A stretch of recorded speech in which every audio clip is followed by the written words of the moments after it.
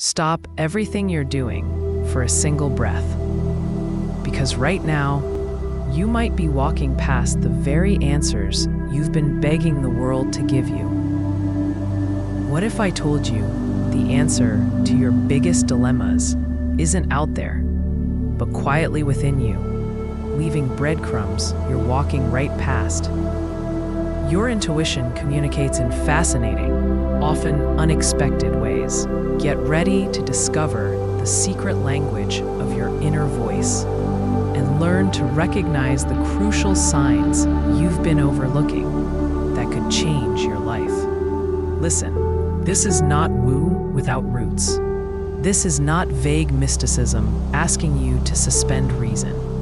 This is an invitation to reclaim a lost skill, one that both modern neuroscience and ancient traditions gesture toward, though each names it differently. Today, we're peeling back a veil on a hidden economy of signals. The subtle nudges, the flash of clarity, the small somatic warnings that arrive like envelopes slipped under the door of your awareness. I call this map your intuition's whispers, signs you're ignoring. Why does this matter now? Because we live in an age of noise, constant notifications, expert opinions, and the pressure to rationalize every choice. The louder the world becomes, the more the quiet inner language is drowned out. Yet inside you, there is a compass that doesn't need data charts or external proof. It needs only your attention. For someone who has suffered, who has sat through nights of doubt and asked, "What now?" Learning to hear these whispers can become a lifeline. Imagine decisions that land with less regret, relationships that feel clearer, and a daily life where small choices align with a deeper current of truth. Think of your intuition as a secret postal service. Messages arrive in tiny envelopes, an uneasy stomach when a meaning feels wrong, a dream that repeats a strange symbol, an image that rushes into your mind and won't leave. You've probably dismissed them. "I'm being dramatic. It's just stress," or "I can't trust that." But what if those little envelopes are exactly where your guidance has been stored? The trick is to learn to open them without fear. Picture a dimly lit attic filled with heirlooms, memories, patterns, ancestral echoes. Most people stomp through, glare at the dust, and leave. Few learn to light a candle and read the labels. This is the practice of awakening consciousness. Turning on the candle, lifting the fragile objects gently, reading the script written in the body and the subtle mind. When you begin to do that, your inner voice stops being an occasional whisper and becomes a steady, usable presence. You don't need to believe in miracles to start. Begin with small experiments. Pause before you answer a text that triggers tension. Notice the physical tone when you imagine saying yes to an offer. Journal the images from a vivid dream and see what plays out. These are mini transitions, everyday tests that rebuild trust between you and your deeper knowing. Over time, those breadcrumbs accumulate into a map. If you're feeling called right now, do something simple. Subscribe to this channel, like the video if it lands, and drop a comment with a single word that surfaced for you as you listened. Then whisper this affirmation with me: "I choose to awaken my consciousness." Stay with me to the end of this video, and you'll unlock a practical key, an unexpected method for recognizing the signs you've been ignoring, one that will shift how you move through ordinary life. So breathe, soften your jaw, and ask yourself, what has your body been trying to tell you while your mind was busy arguing? Awakening consciousness. Intuition is an ancient compass expressed through your body's quiet signals. You've been conversing with your deeper self all along. Soft impressions between breaths, sudden images that feel like answers, a quiet certainty nudging you toward a choice before thought catches up. These aren't fantasies. They're the language your inner life uses when words are too blunt. Imagine intuition as a dim hallway in your psyche. Rush through it and you miss doors. Walk slowly and notice the carvings by each threshold. Part of why that whisper gets ignored is how modern life trains you to value loudness. Outwardly, the loudest voice wins. Inwardly, you start trusting your loudest thought. But true guidance is quieter, an afterthought, a bodily sensation, a recurring dream, a hesitation before you say yes. When you dismiss these as coincidence or fear, you decline a form of guidance that's always been available. Science cautiously supports this. Your brain stitches tiny, scattered signals into a sense of knowing. Unconscious pattern recognition, predictive coding, and somatic markers assemble flashes of information into a hunch before consciousness acts. This isn't mystical. It's an efficient decision-making mechanism. The body is a living library of experience. Intuition is the librarian recommending a book before you know the title. Culture adds filters that drown the librarian out. Perfectionism, fear of being wrong, the need for external validation, and schooling that prizes logic over subtlety. Often, the inner voice won't shout. It will stir as discomfort, a restlessness in the wrong job, chest tightness around certain friendships, a persistent image in quiet hours. You might label this anxiety or boredom. Sometimes anxiety is intuition in work clothes, discomfort used to get your attention when gentler signals would be ignored. There are practical ways to rebuild trust. Start with micro-experiments. Pick 2 neutral options, what to eat, which route to take, and notice your immediate nonverbal reaction. Pause before deciding. Journal the impression, sensations, images, timing, and compare outcomes later.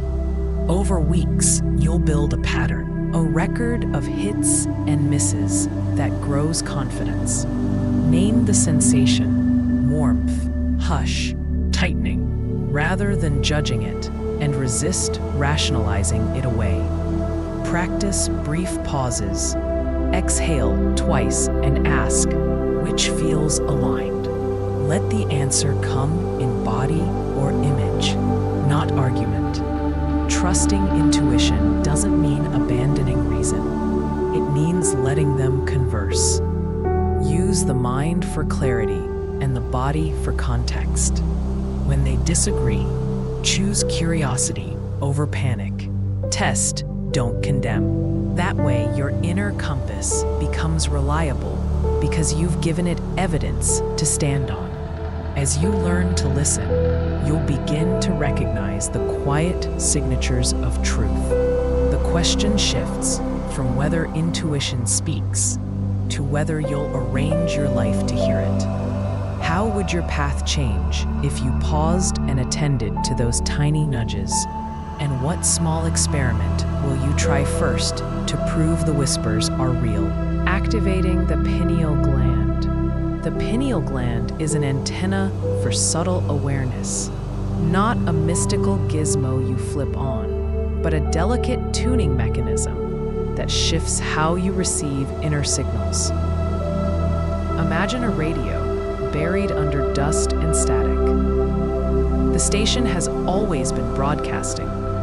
You simply need to clean the dial, settle the noise, and and soften your grip on the volume knob. In practical terms, activating the pineal means creating conditions inside and around you that favor quiet clarity. Steady sleep, natural light cycles, gentle inner attention, and a body free of excess stimulation.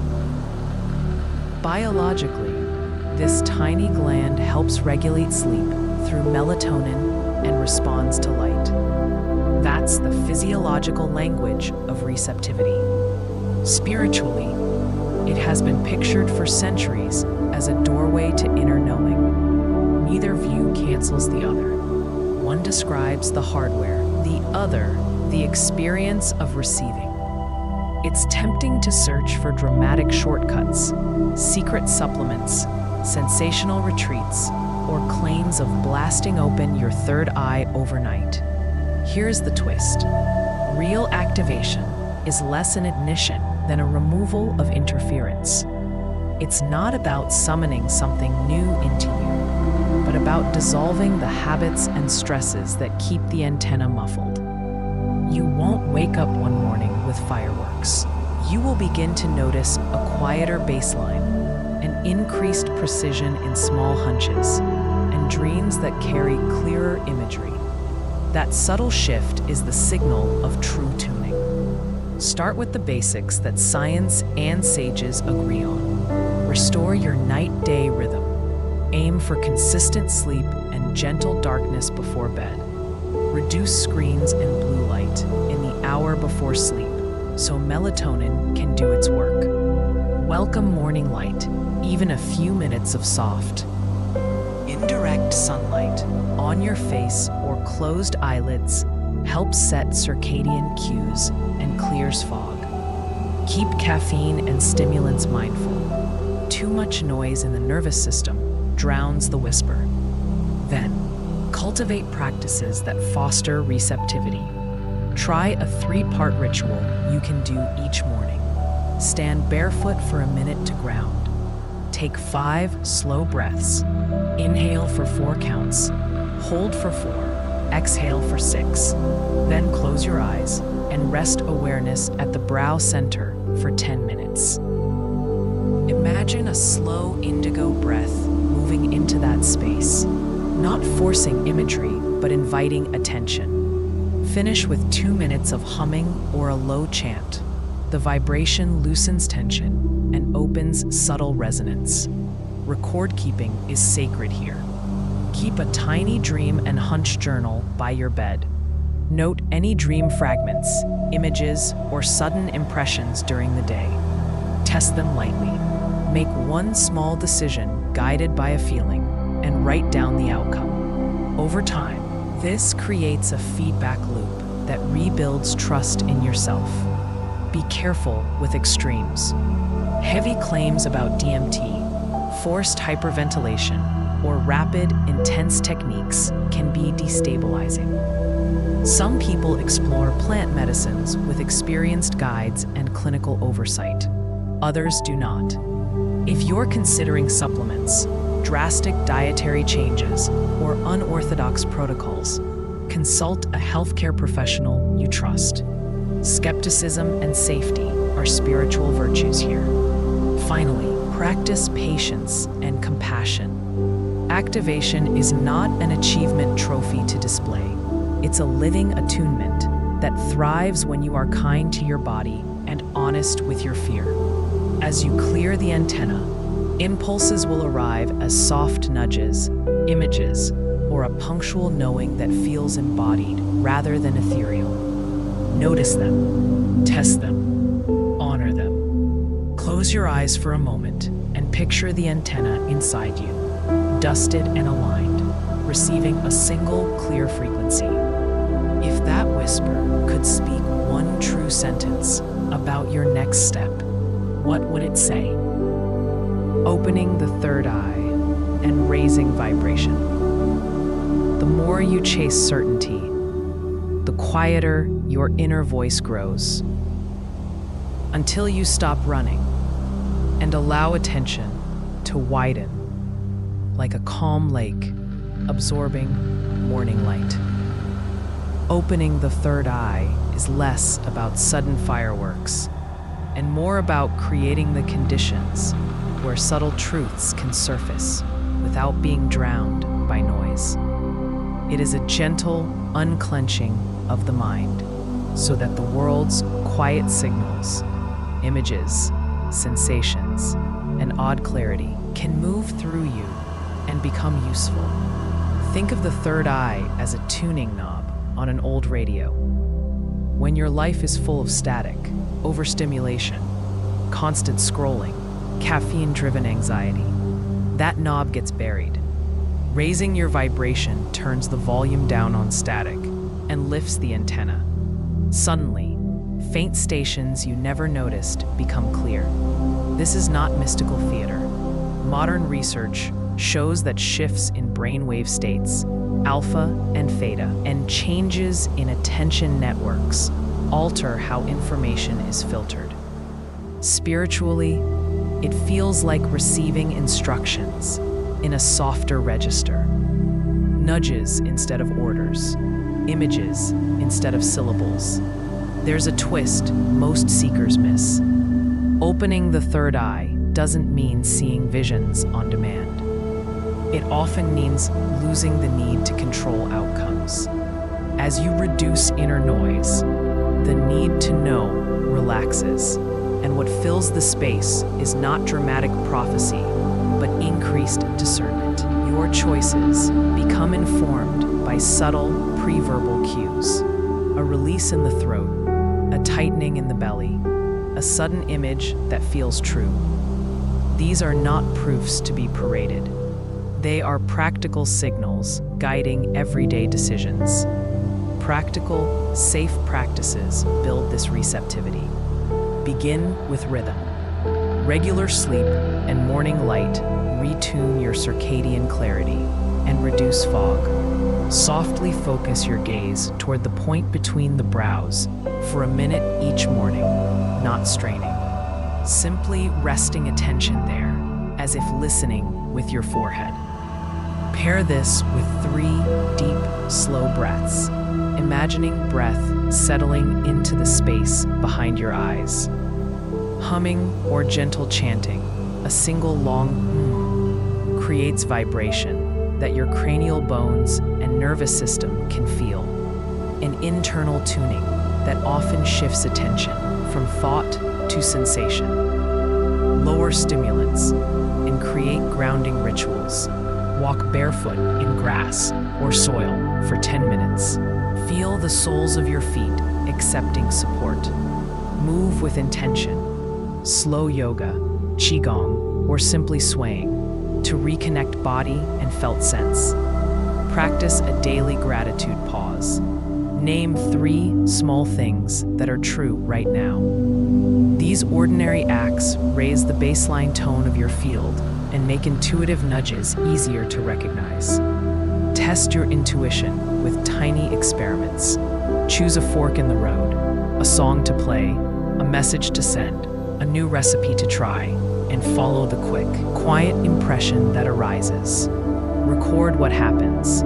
Over time, patterns form and trust returns.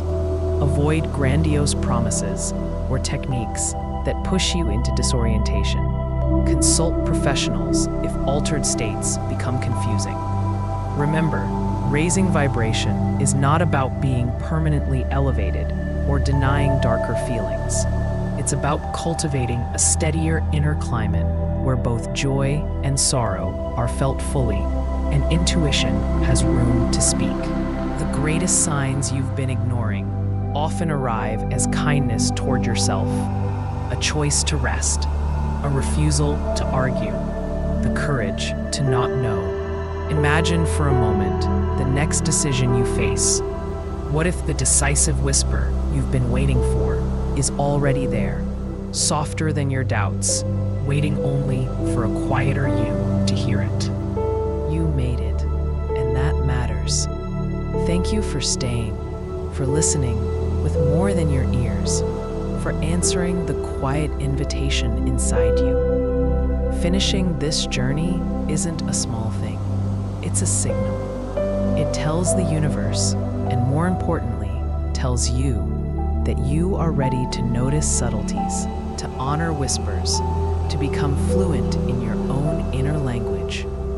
If this message landed in a particular way, a shiver, a memory, a sudden tear, or a soft smile, comment below and say yes. Tell us what nudged you. When you share, you're doing more than posting words. You're anchoring a truth into our shared field and helping someone else recognize the same sign. If you're willing, write one short line about the inner message you most want to hear next. I will read them, and this circle will hold those intentions. You are not simply a viewer. You belong here. This channel is a small refuge where seekers gather to remember a deeper sensitivity we all carry. Think of us as a quiet cohort learning to tune a lamp, not to light a new flame, but to see better what's always been in the room. When you show up, you help raise the tone of the whole space. Your courage to trust ripples outward. Before you close your eyes or carry on with the day, take a moment. Place your hand over your heart and feel the rhythm there. Let that rhythm remind you that every answer you seek begins with attention. If you want an experiment, tonight before sleep, notice one subtle impression you ignored during the day. Record it. A line in a journal, a voice note, a small sketch. Revisit it tomorrow. You may be surprised by the guidance that had been waiting for recognition. We are learning a new grammar, not of words, but of feeling, of small alignments, of that first clear thought that arrives before language. Each time you honor a whisper, you retrain your nervous system to trust itself. Each time you share what you discovered, you make it easier for another person to trust theirs. This is how communities of awakening form, through tiny acts of integrity and brave vulnerability. If this resonated, like the video and subscribe to be part of future conversations. More than numbers, your participation keeps this circle alive. Comment with yes if you felt something. Tell us one truth you want to uncover next, and share this with someone who needs a gentle reminder that their inner voice matters. Walk gently from here.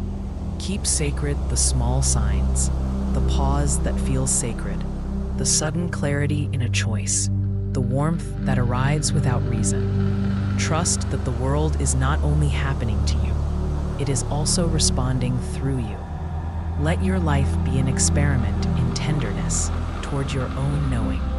You were invited to this moment for a reason. Carry it forward with courage and kindness. Stay luminous, stay curious, and remember, you are part of a living web of seekers and keepers. Keep shining your light.